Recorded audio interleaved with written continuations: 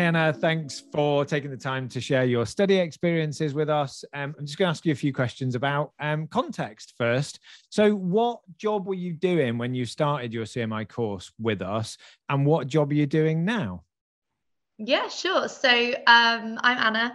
I was part of a graduate management trainee scheme with a local NHS organisation called a commissioning support unit. So South Central West Commissioning Support Unit. And I began as a junior consultant. So that was more of a kind of project support role, but almost in an internal consultancy space, so supporting NHS partners or customers to improve service pathways, provide them some project management support when they were introducing kind of national programs, regional programs, or even on a local scale with an individual trust or community. And since completing the CMI, I've secured a position as a project manager. So still in the consultancy space, a bit of a strange hybrid role, but taking a lot more individual kind of responsibility, managing the program of delivery against agreed requirements with individual customers, and managing a team as well through that process. Wow, that's quite a journey, I think. What's the sort of time scale on that? Couple of years, wasn't it? Yeah, it was. 2.5 years? Yeah, I've been very, very fortunate with the doors that have been opened and opportunities that I've been able to get involved with. So yeah, it was about a year and a half between the two. Still very much learning and gaining in confidence and knowledge and things. But yeah, I think the scheme itself helped to get exposure to lots of different environments and contexts and roles as well. From all kind of around the project team arena, I guess. But also the nature, I think, of the work that we do at SCW. We dip our toes into so many different fields and such a range of projects that you just have so much to talk about and to demonstrate your experience. And I think the CMI was the thing that really consolidated that for me and allowed to kind of apply some of the bits and pieces I was, some of the examples that I was coming across, some of the skills that I was demonstrating. It allowed me to kind of consolidate that in theories and in the kind of background knowledge, which really helped me get the role. Yeah, that's fantastic. So you chose a level 5 diploma with the CMI, and you studied that through us as a centre. Yeah. It's kind of, I think, part of the people who might watch this might be deciding, they might be at that stage where it's like, is it right for them, and why would you do it, and why at that level? So don't need to go into necessarily loads of detail because you've already said, so how it's helped. But what was your thought process at that time? Like, why level 5? Why a CMI level 5 diploma? Yeah, I think that's a really good question, because it's something I was definitely asking myself when I was applying, and I had lots of conversations about what level would be right. Ultimately, I went for the level 5 because I was very entry level in my leadership and management career. I'd done a couple of kind of core project management qualifications, but this was the first role I'd taken in this field. I'd only got a couple of months, really 6 months under my belt before I applied to the diploma. And so while a lot of the level 7 did appeal to me, like, the longer term strategic goals, I guess, or end point that I'm looking for in my career, I thought it would give me more of a foundational baseline almost for broad leadership and management, and allow me to really focus on those core skills before then opening out to things like more strategic decision making, which I know the doors never closed on. So yeah, that's really helpful. And just to give people context, just while we're exploring that, you'd done a degree though, hadn't you? And then you'd got on like a sort of post-grad kind of grad scheme. So what was your degree in? My degree was English literature, and I laugh because it feels such worlds away from kind of project management, managing projects, analysis. Yeah. So yeah, I guess if there is anybody tuning in that, you know, is from more of an arts background and is quite intimidated, by the thought of like data analysis and budget management and numbers, I guess, generally. I found the CMI a really nice way to explore that, because the crux of the way it's taught and you learn felt very comfortable coming from a degree in an arts degree. So, you know, it's obviously at your own pace, but it's very assignment based, so written assignments. So even when you were interrogating or digesting trickier outputs and products, so like, you know, risk management or budgets, I know that I found that one a little bit more challenging. You were kind of distilling it into something that felt familiar, and that really helped me get my head around the content before I then would take it into my projects at work. I think that's really helpful. The reassurance that you're suggesting for people coming from, you know, kind of non-business or non-management backgrounds. And I think the level 5 was an ideal choice for you. And I think what I've heard there a little bit, and certainly what I see with yourself and other learners, is if you've got a degree, you've got those study skills, and you don't need a degree to choose the level 5, but actually it's a really nice, you know, what you just described, that kind of fairly achievable kind of transition from like a non-related subject. So I think people might find that useful if their background isn't management, and most people haven't studied business or management at uni. So that's cool. In terms of and brings us nicely on to the learning experience. I won't color it by saying my thoughts, but I'll try and ask a question instead. What was it like to begin with? And then what was it like when you kind of found a flow? So the CMI diploma that you did was like 7 or 8 units, wasn't it? And you, with us, you can choose all the different ones. And what was it like to begin with?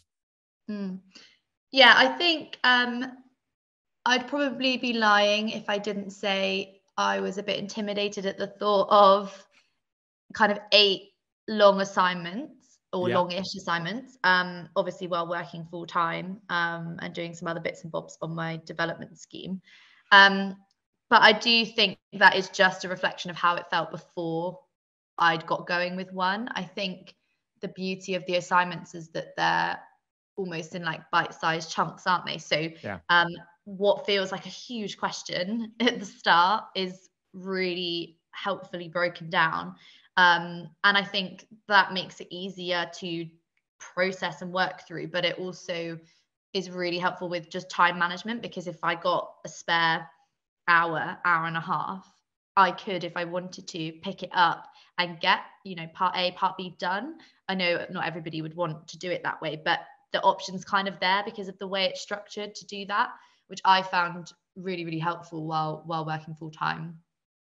And I think it's probably fair to say I found the kind of writing style trickier, probably from my English literature background, and that kind of concise, to the point, I guess, business style writing did take some warming up, maybe more so for me than it would for others. But again, it just means that as well as all the knowledge I've got from all the modules, I've kind of picked up that skill as well. And I do use that on a day-to-day now, you know, fighting that instinct to just keep going and make it all flowery and to just say what you need to say. And I think, more. I mean, I think if I mention this to people at the start, that you sort of get like a free business writing course. Yeah, you do. in with the bargain. It's like probably put people off more than anything. But actually, you know, in your role as a consultant and as a project manager, being able to write succinctly, that business writing is a skill. So, I mean, that's kind of why I asked the question, because it's what I was going to say and then stop myself is it is quite a steep sort of learning curve to begin with, isn't it? And if you're just doing 1 or 2 assignments, then, you know, that's maybe kind of okay. But I think when you're looking at a diploma and you've committed to the whole thing, then you might think, you know, like I've got 8 of these to do and the first one's taking ages. But actually, once you find a flow, and particularly if you've got study skills, and we support people with that as well, as obviously, as you well know. But yeah, so it's kind of a bit steep to begin with. And then, I mean, did it smooth out? Did you find more of a kind of rhythm with it? Definitely. I think once you've done one, maybe two assignments, you definitely get a better sense of what you're after, what the assessors are after, and the kind of, I suppose, flow of what you're producing. I also think you work out what works best for you in terms of preparing for it as well. So I can be guilty of like catch everything and then funnel down. Yeah. That's like my natural approach. But, with time constraints, that's quite challenging in something like this, where the questions are so broad. Like if you were to do that on leadership styles, you would just never end. Yeah. So, I started to then use the assignment as the starting point to focus where I was going to go and read. And that sounds really obvious, but, not allowing myself to go too far afield, because I know that actually I can, once I've got some exposure to this stuff, I can keep reading and keep going off my own back, but to keep it manageable and achievable in the moment.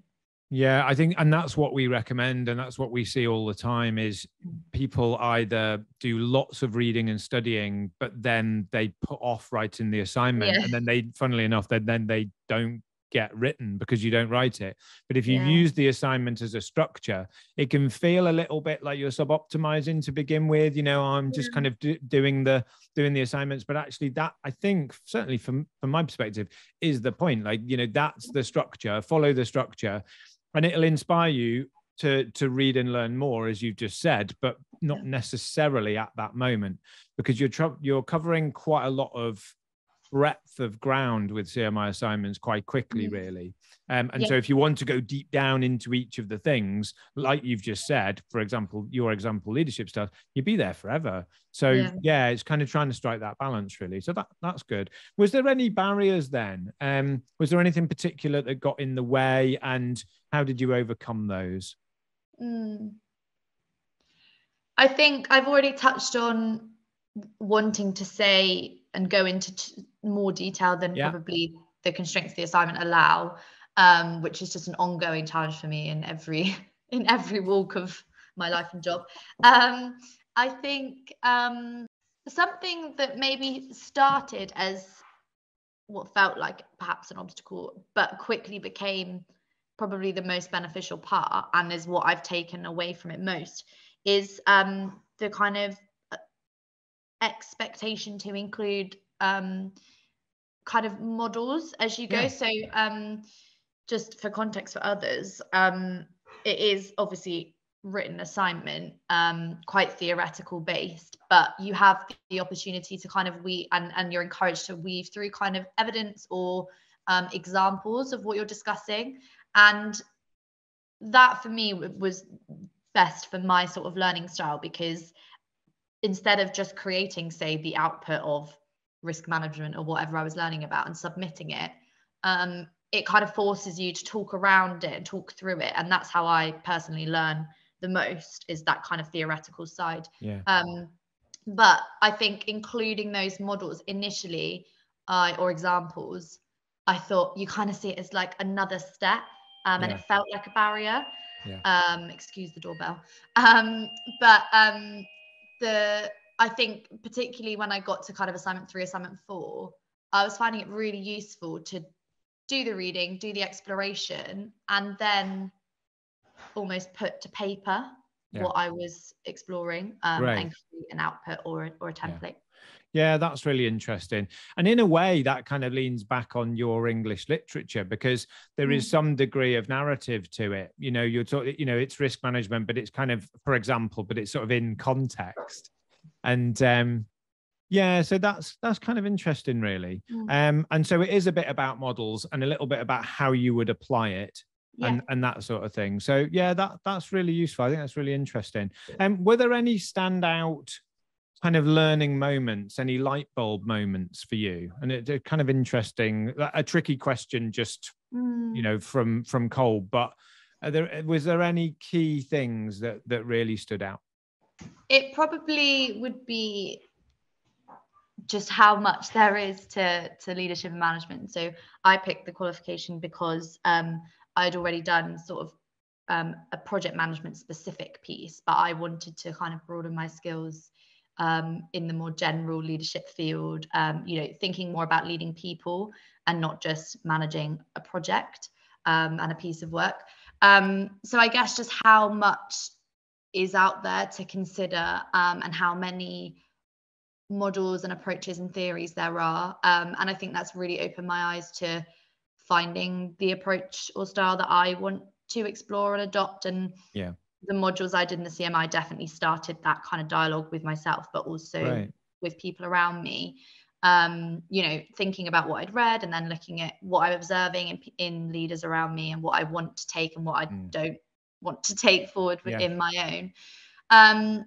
But no, I think the big aha would be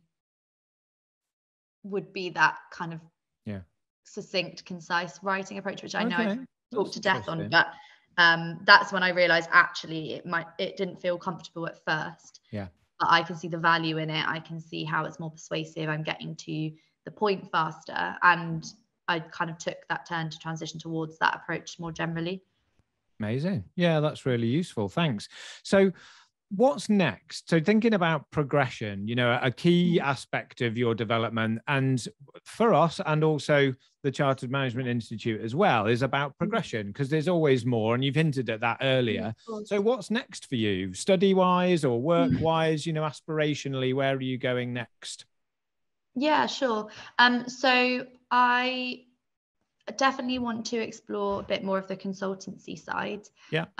So like I said, I feel I've got a nice foundation in broad leadership and management from the level 5, but a big part of my role is consultancy, and I haven't really kind of interrogated or exposed myself to I guess some of the background of those skills outside of the job I'm doing yet. So that's a big one for me. And another one that so I picked the coaching and mentoring module as part of the CMI level 5, and that's a big element that I really, really want to explore further. So I'm looking at a kind of formal coaching qualification because it really interests me. I like that kind of one-to-one supporting of someone else's learning and development, but also can see how some of those skills really cross over with consultancy and kind of asking the right questions and that kind of humble consultancy or servant consultancy. So I think probably the coaching and mentoring route is the one I'm looking to explore next. Yeah, that's interesting and really exciting, because we provide qualifications in both of those. I know. Just got to get a little plug in there. The professional consulting one's really interesting. So the level 7 for that, and I don't wish to sound too salesy. I might, but I don't intend to. There's a really clear pathway as a route to chartered management consultant. The CMI has partnered with the MCA, so the Management Consultancies Association, and that gives a really nice answer to that progression idea, because there's a competency framework, professional framework, and there's like a ladder. There's steps to take to work through, and it's not a quick kind of get the qualification and call it done. It's a proper professional pathway. So that's really interesting. And then completely separate, but again, a massive overlap, which really demonstrates you broadening your skills, is the coaching and mentoring, which is a really such a core skill for a person in the workplace. Whether you're a manager or a team member or whatever, it doesn't really matter, consultant, whatever your role, being able to click into that mode of curiosity and asking questions and, finding things out without kind of muddying the waters, that sort of aspect of coaching, and empowering people too, and bringing people on through their career, which gives you a good buzz, but actually it really helps people, teams and organizations too. So they're very different choices. So you're clearly in that kind of let's explore lots of things, but make it your own, like you said. So that's really exciting. I'm glad I asked now. Final question then for you is, why Crescent? Why did you choose to study with us, and what was that like? Yeah, so I had heard really good things from a colleague at my organisation who had done a similar, if not the same qualification actually, with you guys at Crescent. And the bit that really stood out for me was not only is it kind of go at your own pace, so you can pick up and put down and drive that yourself in terms of what works best for you. There could be some weeks where I would, you know, power through a module because I had a lot more time, a project was quiet. And there would be other weeks where I went a number of weeks where I just could not engage with it, didn't have the headspace to sit and get the most out of it, and didn't want to just rush it. But I do appreciate that you can get that lots of places. I think the thing that sold it for me was the one-to-one tutor support, which I think from some of the research I'd done, where it is offered elsewhere, tends to just be somebody at the other end of a message or, you know, a 24/7 chat. Whereas we had that, but we also had regular slots, which again, I could drive, you know, I could organize based on where I was in a module, and we could use them to kind of go through the assignment for like a second pair of critical eyes. Or if I was hitting a blocker, like I did with finance, talk through an example, contextualize it together. I think if you're someone that, like I am, that really gets a lot out of bouncing things off other people and working it through with someone and playing it back, then it's a really nice model that you've got at Crescent to work that through with yourself, John, and then take that away and distill it into an assignment. That's amazing.